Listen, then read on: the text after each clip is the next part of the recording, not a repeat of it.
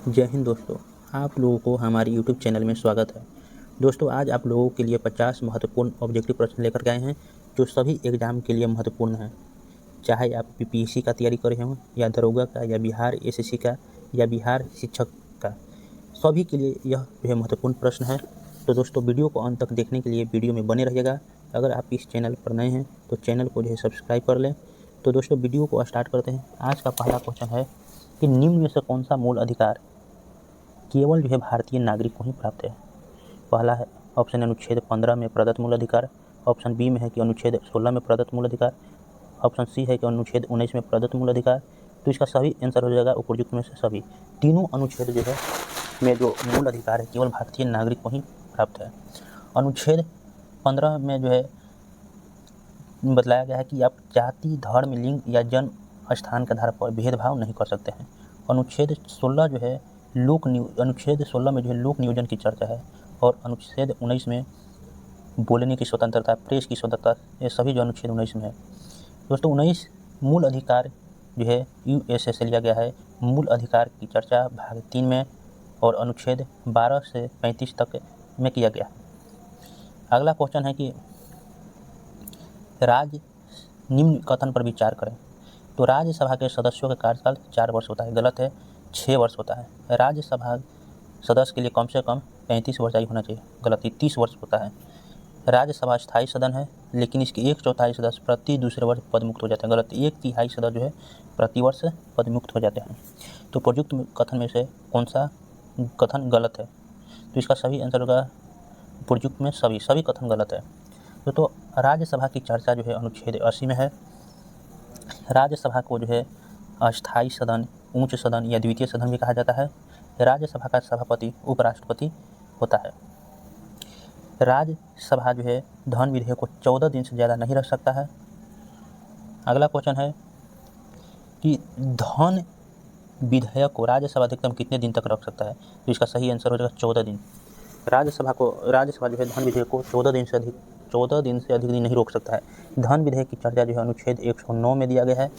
धन विधेयक जो है लोकसभा में प्रारंभ होता है।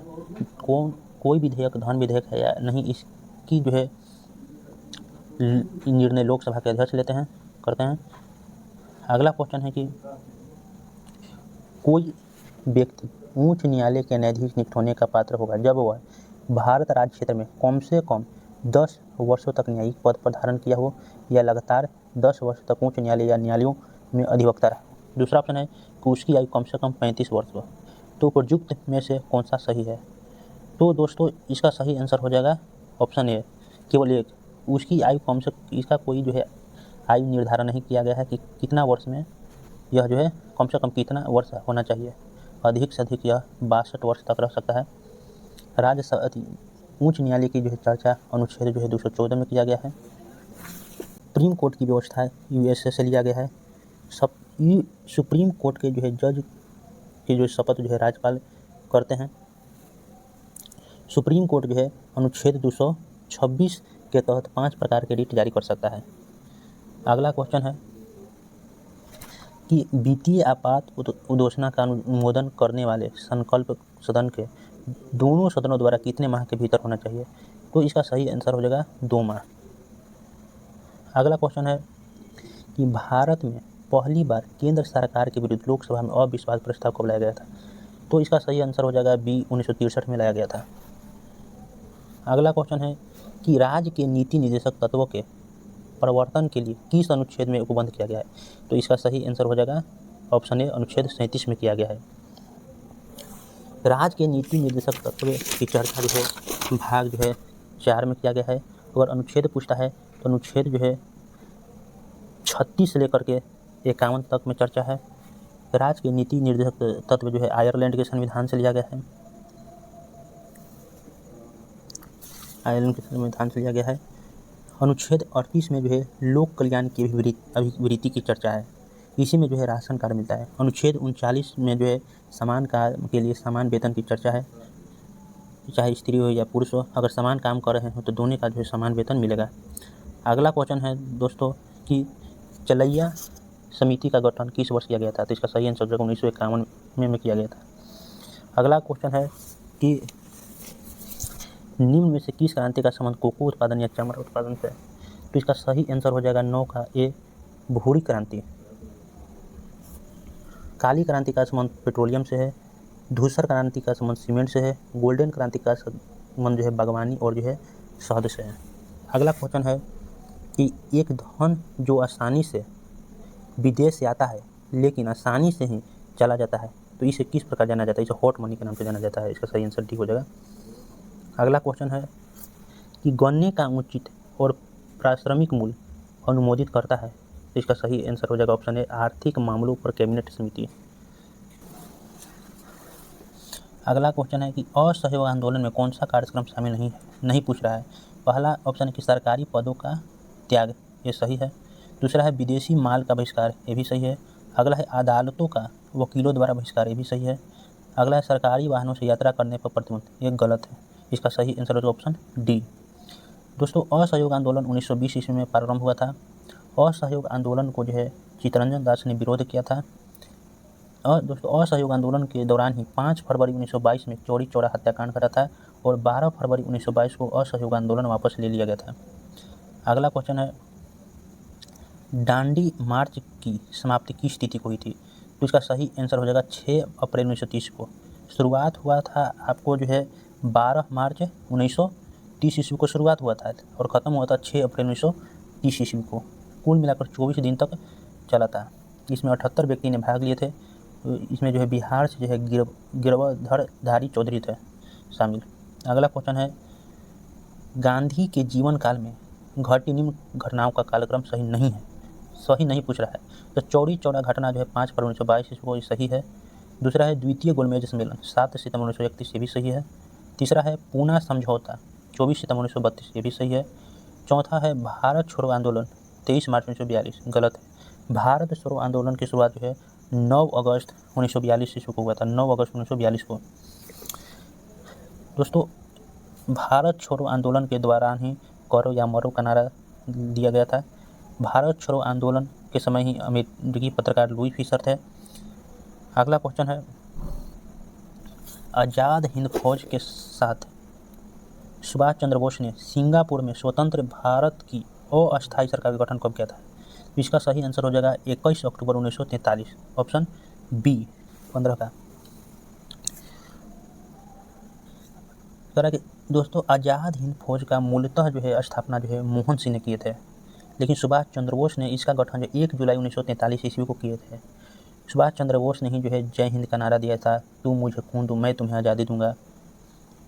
अगला क्वेश्चन है कि सती प्रथा का उन्मूलन किया गया था, तो इसका सही आंसर हो जाएगा ऑप्शन बी 1829 के नियम 17 के द्वारा। अगला क्वेश्चन है कि बहावियों के विद्रोह को कुचलने का श्रेय किस गवर्नर जनरल को जाता है? तो इसका सही आंसर लॉर्ड एल्गिन प्रथम को जाता है। अगला क्वेश्चन है दोस्तों जितना भी प्रश्न हम आप लोगों को बतला रहे हैं सारा प्रश्न जो है एग्जाम में पूछे जाते हैं। अगला क्वेश्चन है त्रिपक्षीय संघर्ष में निम्न में से कौन राजवंश शामिल नहीं था? जिसमें पाल, प्रतिहार और राष्ट्रकूट तीनों थे लेकिन पल्लव नहीं थे। इसका सही आंसर ऑप्शन सी। अगला क्वेश्चन है कि सिंधु घाटी सभ्यता के अंतर्गत शवों को दफनाने के अवशेष मिले हैं, जिसमें शवों के सिर किस दिशा में रहते थे? सिर के बारे में पूछ रहा था, इसका सही आंसर ए उत्तर दिशा में रहता था। अगला क्वेश्चन है किस बौद्ध संगीतकी में बौद्ध धर्म को 2 संप्रदाय में विभाजित किया गया? इसका सही आंसर डी हो जाएगा चौथा बौद्ध संगीतकी में बौद्ध धर्म हिनयान और महायान 2 संप्रदाय में बट गया था। दोस्तों प्रथम जो है बौद्ध संगीतकी 483 ईसा पूर्व में अजात शत्रु के शासनकाल में हुआ था, वही राजगीर में हुआ था। इसके अध्यक्ष जो है महाकश्यप थे। द्वितीय बौद्ध संगीतकी जो है 383 ईसा पूर्व में कालाशोक के शासनकाल में हुआ था, वैशाली में हुआ था और इसका जो है अध्यक्ष सर्वकामनी थे। तृतीय जो है बौद्ध संगीतकी जो है 250 ईसा पूर्व में अशोक के शासनकाल में पाटलिपुत्र में हुआ था। इसके अध्यक्ष जो है मोगलीपुत्र तीस थे। इसमें अभिधम पिटक की चर्चा अभिधम पिटक। चौथी बौद्ध संगीतकी जो 98 ईस्वी में हुआ था कनिष्क के शासनकाल में कश्मीर में। इसके अध्यक्ष जो है वसुमित्र थे। अगला क्वेश्चन है कि महावीर स्वामी को किस नदी के तट पर कैवल्की प्राप्त हुआ था? इसका सही आंसर हो गया रिजुपालिका नदी, ऑप्शन सी। निरंजना नदी के किनारे जो है गौतम बुद्ध की प्राप्ति हुआ था। महावीर स्वामी जो है जैन धर्म के 24वें तीर्थकर थे। अगला क्वेश्चन है कि आजीवक संप्रदाय के संस्थापक निम्न में से कौन है? इसका सही आंसर हो जाएगा सी, मौखली पुत्र। अगला क्वेश्चन है कि किस मुगल शासक के शासनकाल को स्थापत्य का स्वर्णिम काल कहा जाता है? तो ये है, इसका सही आंसर हो जाएगा सी, शाहजहां। शाहजहां के बचपन का नाम खुर्रम था। शाहजहां ने जो है ताजमहल, लाल किला, दीवाने आम, दीवाने खां, जामा मस्जिद, शीश महल, मोती मस्जिद, नगीना मस्जिद का निर्माण किए थे। अगला क्वेश्चन है कि मुगल काल में मुहतसिब कौन था? तो आचरण अधिकारी को कहा जाता था मुहतसिब। अगला क्वेश्चन है कि दीवाने अर्ज किस विभाग से संबंधित है? तो दीवाने अर्ज जो है सैन्य विभाग से संबंधित था। इसका सही आंसर सी हो जाएगा। और राजस्व विभाग को जो है दीवान ए मुश्त खराज कहा जाता था। दान विभाग को जो है दीवान ए खैरात कहा जाता था। कृषि विभाग को जो है दीवान ए कोही कहा जाता था। दास जो है विभाग को दीवान ए बंदगान कहा जाता था। बाजार नियंत्रण को दीवान ए रियासत कहा जाता था। अगला क्वेश्चन है बसावन और दशवंत किस शासक के दरबारी चित्रकार थे? तो इसका सही आंसर हो जाएगा बी, अकबर के दरबारी चित्रकार थे। जहांगीर के समय को चित्रकला का स्वर्ण काल कहा जाता है। दोस्तों, जहांगीर के समय के चित्रकार अब्दुल हसन, उस्ताद मंसूर थे। अगला क्वेश्चन है कि निम्न में से कौन सुमेलित नहीं समझना है? तो नरौरा जो है उत्तर प्रदेश में सही है। कूडनकुलन कर्नाटक में, ये जो है आपको गलत है। कूडनकुलन जो है तमिलनाडु में है। कहाँ है? तो तमिलनाडु में है। काकरापारा गुजरात सही है। तारापुर महाराष्ट्र सही है। कर्नाटक में आपका जो है कैगा है। कैगा जो है परमाणु विद्युत गृह है। और रावत भाटा जो है महाराष्ट्र में है। अगला क्वेश्चन है कि 38वीं जो है समानांतर रेखा किन दो देशों के मध्य स्थित है? तो इसका सही आंसर ये हो जाएगा उत्तरी कोरिया और जो है दक्षिणी कोरिया। उत्तरी वियतनाम और दक्षिणी वियतनाम के बीच जो है 17वीं जो है समानांतर रेखा गुजरती है। अमेरिका एवं कनाडा के बीच जो है 49वीं जो है समानांतर रेखा गुजरती है। और जर्मनी एवं फ्रांस दोनों के मध्य रेखा को जो है सिजफ्राइड रेखा कहा जाता है। अगला क्वेश्चन है कि निम्न में से कौन सा एक अच्छे ईंधन का गुण नहीं पूछ रहा है? तो ईंधन का उसमें मानूच होना चाहिए, सही है। ऑप्शन बी है कि जलने पर ज़्यादा से ज़्यादा अवशिष्ट व हानिकारक गैस का उत्सर्जन होना चाहिए, गलत है। अगर जलने पर कम से कम अवशिष्ट बचे और हानिकारक गैस का उत्सर्जन नहीं इसमें क्या होना चाहिए, गलत है। ईंधन का प्रज्वलन ताप न तो कम न ज़्यादा होना चाहिए, सही है। इसका सही आंसर हो जाएगा बी। अगला क्वेश्चन है कि सूची ए को सूची 2 में सम्मिलित कीजिए। विटामिन B7, ये B7 जो है आपको जो है बालों का झड़ना, ए का 3 ये दोनों ऑप्शन खत्म हो गया। विटामिन B12 का जो है प्रनाशी जो है और रक्तता। विटामिन ई जो है बंझापन उत्पन्न होना। विटामिन के रक्त का थक्का जाना। ए का 3, बी का 1 और जो सी का जो है 4 और डी का 2। इसका सही ऑप्शन ए हो जाएगा। अगला क्वेश्चन है तारों के मध्य दूरी ज्ञात करने का है, तो इसका सही आंसर गैलेक्टिक्स इकाई हो जाएगा, ऑप्शन सी। प्रकाश वर्ष दूरी को मापता है। अगला क्वेश्चन है कि निम्नलिखित में से कौन सा रोग पुरुषों की तुलना में महिलाओं में बहुत कम होता है? तो इसका सही आंसर बी हो जाएगा, वर्णांध, जो कलर ब्लाइंडनेस कहा जाता है। इसमें व्यक्ति जो है हरा और लाल में अंतर नहीं कर पाता है। अगला क्वेश्चन है हीमोग्लोबिन लाल रक्त कणिकाओं के अंदर का एक प्रोटीन है और यह निम्न में से किसका वहन करता है? इसका सही आंसर ये हो जाएगा, ऑक्सीजन का वहन करता है। अगला क्वेश्चन है कि किसी पदार्थ को एक अवस्था से दूसरी अवस्था में बिना तापमान में बदलाव के परिवर्तन होने के लिए आवश्यक ऊष्मा की मात्रा है? तो इसका सही आंसर हो जाएगा डी, गुप्त ऊष्मा कहते हैं। अगला क्वेश्चन है कि निम्नलिखित कोशिका अंगों में से किसमें न्यूक्लिक अम्ल नहीं पाया जाता है? तो इसका सही आंसर ऑप्शन डी, जीवद्रव हो जाएगा। लेकिन केंद्रिका, राइबोसोम और हरित लवक तीनों में जो है न्यूक्लिक अम्ल पाया जाता है। अगला क्वेश्चन है कि निम्न में से कौन सा विटामिन ए का अच्छा स्रोत नहीं पूछ रहा था। इसका सही आंसर हो जाएगा ऑप्शन सी, जंतुओं के यकृत एवं गुर्दे में जो है विटामिन ए का अच्छा स्रोत नहीं है। मछली का तेल, पालक, आम में जो है विटामिन ए का अच्छा स्रोत है। अगला क्वेश्चन है सूची 1 को सूची 2 से मिलान करें तो प्रतिरोध का एसआई मात्रक ओम होता है, विद्युत प्रवाह का SI मात्रक एम्पियर होता है, बल का न्यूटन होता है, पावर का वाट होता है। तो हो जाएगा 1 का 4, 1 का 4 जो देखिए, तो 1 का 4 में जो है 2 गो है, तो ये ऑप्शन दोनों खत्म हो गया। एग्जाम में अगर आपको 1-2 को भी याद रहेगा तो बन जाएगा। दूसरा है विद्युत प्रवाह, तो विद्युत प्रवाह का एम्पियर होता है, 2 का हो जाएगा 1, तो 2 का 1 जिसमें, तो ये ऑप्शन बी सही है। अगला क्वेश्चन है धातुओं में सबसे कम घनत्व वाला तत्व कौन सा है? तो इसका सही आंसर लिथियम हो जाएगा। लिथियम का बैटरी भी उपयोग में लगा हुआ रहता है। अगला क्वेश्चन है कि प्राकृतिक रबर के बारे में निम्न में से कौन सा कथन सही है? सही पूछ रहा है, जिसका सही आंसर ऑप्शन ये हो जाएगा, यह एक प्राकृतिक बहुलक है और इसमें लोचेदार गुण होते हैं। अगला क्वेश्चन है किसी तत्व का रासायनिक गुण निम्न में से कौन सा तय करता है? इसका सही आंसर सी हो जाएगा, इलेक्ट्रॉन की संख्या। अगला क्वेश्चन है कि देवप्रयाग की नदियों के संगम पर स्थित है? तो यह भागीरथी और अलकनंदा जहाँ पर मिलता है उसी को देवप्रयाग कहा जाता है। इसका सही आंसर ये हो जाएगा। अगला क्वेश्चन है कि निम्नलिखित में से किस राज्य से कर्क रेखा बीचों बीच होकर गुजरता है? तो इसका सही आंसर हो जाएगा सी, मध्य प्रदेश से गुजरता है। कर्क रेखा भारत को 2 भागों में बांटता है। कर्क रेखा भारत के 8 राज्यों से होकर गुजरता है, तो गुजरात हो गया, राजस्थान हो गया, आपको मध्य प्रदेश हो गया, छत्तीसगढ़ हो गया, झारखंड हो गया, पश्चिम बंगाल हो गया, उधर मिजोरम हो गया, त्रिपुरा, इतने 8 राज्यों से होकर गुजरता है। अगला क्वेश्चन है कि निम्नलिखित में कहाँ सर्वाधिक जैव विविधता पाई जाती है? तो इसका सही आंसर हो उष्णकटिबंधीय वर्षावन में। अगला क्वेश्चन है कि निम्नलिखित में कौन सम्मिलित नहीं है? नहीं पूछ रहा है, तो बांधवगढ़ राष्ट्रीय उद्यान मध्य प्रदेश ही सही है। रोहिला राष्ट्रीय उद्यान गुजरात गलत, रोहिला राष्ट्रीय उद्यान जो है हिमाचल प्रदेश में है।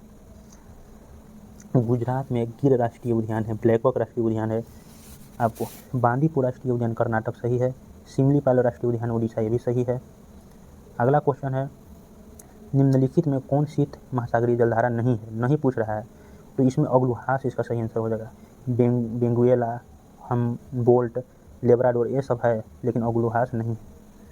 अगला क्वेश्चन है कि निम्नलिखित में किस नदी को दक्षिण भारत की गंगा कहा जाता है? तो सही आंसर बी, कावेरी नदी को कहा जाता है।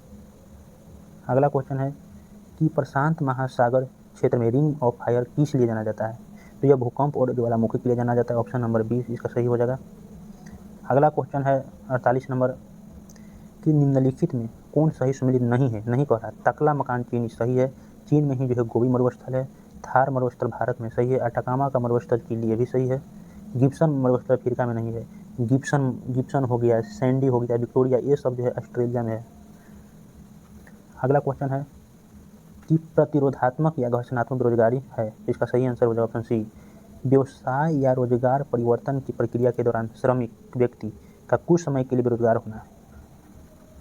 अगर पहले क्या होता था, कीपैड मोबाइल चलता था बटन वाला, तब स्क्रीन टच आ गया, तो जब कीपैड से स्क्रीन टच आया तो उस समय कुछ समय के लिए जो है लोग बेरोजगार हो गए थे। इसी बेरोजगार को जो है घर्षणात्मक बेरोजगारी कहते हैं। अगला क्वेश्चन और लास्ट क्वेश्चन है 50वां कि निम्नलिखित न्यूनतम समर्थन मूल्य MSP के बारे में निम्नलिखित कथनों पर विचार करें। पहला है कि न्यूनतम समर्थक मूल्य आर्थिक मामलों की मंत्रिमंडलीय समिति द्वारा प्रस्तावित की जाती है, सही है। अगला है दूसरा ऑप्शन है कि न्यूनतम समर्थक मूल्य कृषि लागत एवं मूल आयोग द्वारा अनुमोदित की जाती है, ये भी सही आंसर है। इसका सही आंसर हो जाएगा सी, दोनों। तो दोस्तों इसी तरह के वीडियो को देखने के लिए आप लोग जो है चैनल से जुड़े रहिए। लास्ट तक वीडियो को देखने के लिए धन्यवाद। जय हिंद दोस्तों।